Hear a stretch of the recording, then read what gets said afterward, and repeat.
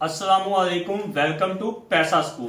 दोस्तों, 2023 में इन्वेस्टमेंट कहाँ की जाए, ये बहुत बड़ा सवाल है और इसका जवाब आज आपको मिलने वाला है।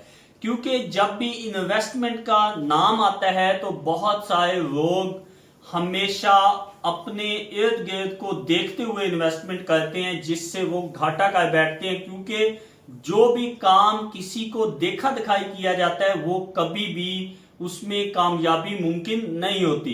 क्योंकि बहुत सारे लोग ये कहते हैं कि फलां बंदे ने इस चीज में पैसा लगाया था और वो लाखोंपति बन गया या करोड़पति बन गया।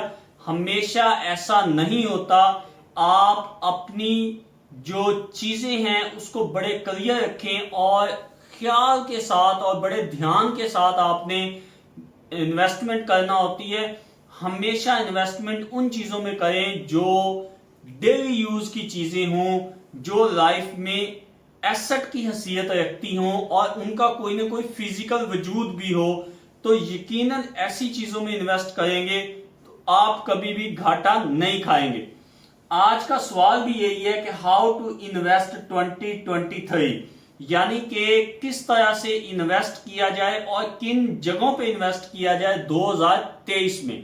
मैं कुछ कारोबार आपके साथ शेयर करूंगा।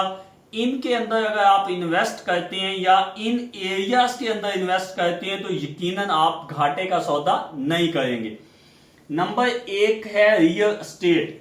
याद रखें, रियल एस्टेट का बिजनेस फॉर एवर बिजनेस है और स्पेशली पाकिस्तान जैसे मुल्क के लिए रियल एस्टेट का बिजनेस बहुत ही कमाल का बिजनेस है। उसकी बुनियादी वजह सुनिए, क्योंकि रियल एस्टेट का बिजनेस एक फिजिकल बिजनेस है, एक एसेट बेस्ड बिजनेस है। हाँ, इसके अंदर आपने किस तरह से पैसा लगाना है ये वाकई एक महारत की बात है। मिसाल के तौर पे आप ऐसी जगह पे पैसा लगा देते हैं जो कि जो जमीन आप ले रहे हैं वो है ही फेक या उसकी कोई रियल बेस, उसकी वैल्यू वो नहीं है जो आपने एस्टिमेटेड लगाई है, तो यकीनन आप घाटा करें। हालांकि इस जो रियल एस्टेट का बिजनेस है इसमें जो इन्वेस्टमेंट है जो की जाती है, इसमें जो प्रॉफिट मार्जिन होता है वो बहुत ज्यादा हाई नहीं होता। यानी कि ये बड़ा कोई स्पीडी आपका जो इन्वेस्टमेंट है उसको डबल करने वाला ये एरिया नहीं है, लेकिन ये बड़ा सॉलिड और बड़ा ही जबरदस्त जो एरिया है इन्वेस्टमेंट के लिए। इसमें तीन तरह की इन्वेस्टमेंट की जाती है, यानी इसमें तीन एरियाज हैं जिनमें आप इन्वेस्टमेंट कर सकते हैं। सबसे इसमें स्ट्रॉन्ग एरिया है कमर्शियल एरिया, यानी कि रियल एस्टेट में जो कमर्शियल जगह का या जमीन का जो रेट होता है वो हमेशा बाकी जो एरिया ऑफ लैंड होती है उससे हमेशा बहुत हाई रहता है। दूसरे नंबर पे है रेजिडेंशियल। कमर्शियल से जो सेकंड कैटेगरी पे आता है वो रेजिडेंशियल है, यानी रिहायशी एरिया। अगर आप रिहायशी एरिया में प्लॉट्स खरीदते हैं तो ये भी आपको एक अच्छा और माकूल फायदा दे सकते हैं, लेकिन ये उतनी हार्ड इन्वेस्टमेंट या उतनी ये बड़ी कोई चार्मिंग इन्वेस्टमेंट नहीं है लाइक कमर्शियल की तरह। ठीक है, अगर आपके पास अच्छी इन्वेस्टमेंट है तो हमेशा कमर्शियल एरिया में इन्वेस्टमेंट करें। अगर आपके पास थोड़ी सी नॉर्मल इन्वेस्टमेंट है तो आप हमेशा रेजिडेंशियल जो एरियाज होते हैं उनमें इन्वेस्टमेंट करना चाहिए आपको।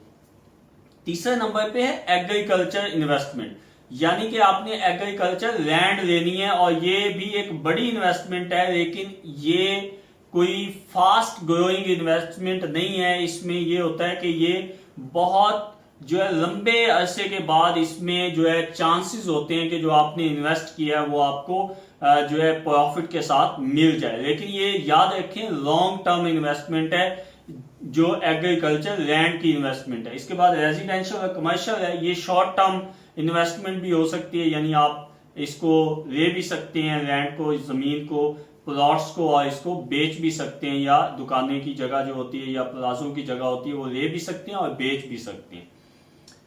दूसरे नंबर पे है जी मशीनरी की इन्वेस्टमेंट। जी ये बहुत ही जबरदस्त इन्वेस्टमेंट है और पाकिस्तान में 2023 में ये एक बेहतरीन ऑप्शन हो सकता है इन्वेस्टमेंट का। उसकी बुनियादी वजह सुनिए, क्योंकि पाकिस्तान में इस वक्त जो है डॉलर की रेट जो है अप एंड डाउन होने की वजह से और एक्सपोर्ट स्पेशली तौर पे और इंपोर्ट जो है ये बंद होने की वजह से या ये कम होने की वजह से बहुत ज्यादा लोग जो है इस तरफ डाइवर्ट हुए हैं कि अपनी प्रोडक्शन की जाए या अपनी जो है चीजें जो है वो प्रोड्यूस की जाए। तो जाहिर बात है चीजें प्रोड्यूस करने के लिए तो आपको ऑफ कोर्स जो है मशीनरी की जरूरत पड़नी है।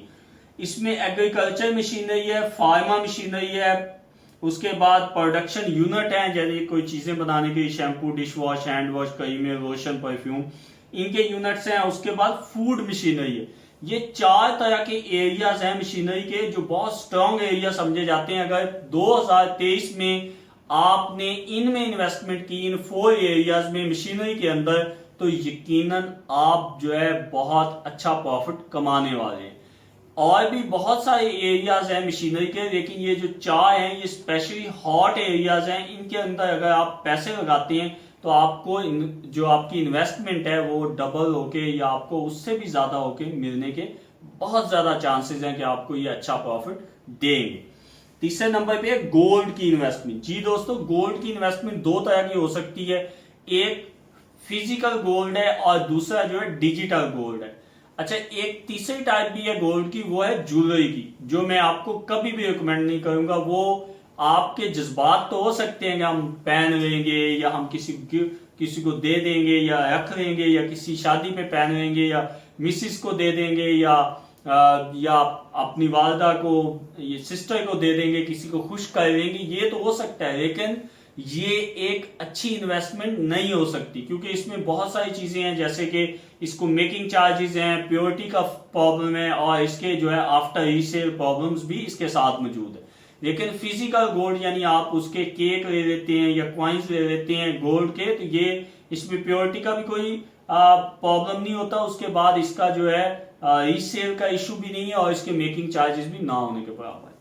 अच्छा, डिजिटल गोल्ड में थोड़ा सा ध्यान से आपने पैसे लगाने हैं क्योंकि बहुत ज्यादा पूरी दुनिया में चीजों के अंदर फ्रॉड होते हैं। इससे आपने समझ के लगाना है। हमेशा रिलायबल और अच्छी जो वेबसाइट है या अच्छी जो प्लेटफॉर्म है जो गोल्ड को डील करती है, या कोई ऐसा अदाया है जो कि डिजिटल गोल्ड के ऑप्शन देता है, या कोई बैंक ऐसा है जो कि रिलायबल है और उसकी हिस्ट्री स्ट्रॉन्ग है और उसका जो एनुअल जो उसका प्रॉफिट है वो बहुत अच्छा जा रहा है, तो उससे आप जो है डिजिटल गोल्ड खरीद सकते हैं। ये 3 ऐसे जो एरियाज है मैंने आपको बताए हैं जिसमें रियल स्टेट है, मशीनरी है और गोल्ड है।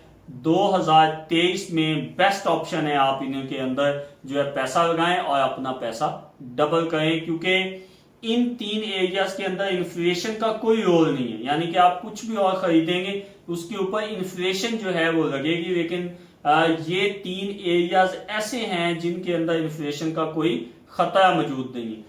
बैंक में पैसे रखेंगे इन्फ्लेशन से वो कम हो जाएंगे, अपने घर में रखेंगे पैसे इन्फ्लेशन से कम हो जाएंगे, किसी को दे देंगे इन्फ्लेशन से पैसे वो भी कम हो जाएंगे। लेकिन ये 3 ऐसी एरिया हैं जो कि बहुत स्ट्रांग है और जबरदस्त है इन्वेस्टमेंट के लिए। 2023 में मेरी स्ट्रांग रिकमेंडेशन है।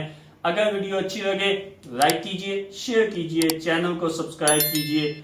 अगर आपका कोई सवाल है या कोई सजेशन है तो कमेंट सेक्शन में जाइए, कमेंट कीजिए और दुआओं में जरूर याद रखिए। वस्सलाम, पाकिस्तान पाइंदाबाद।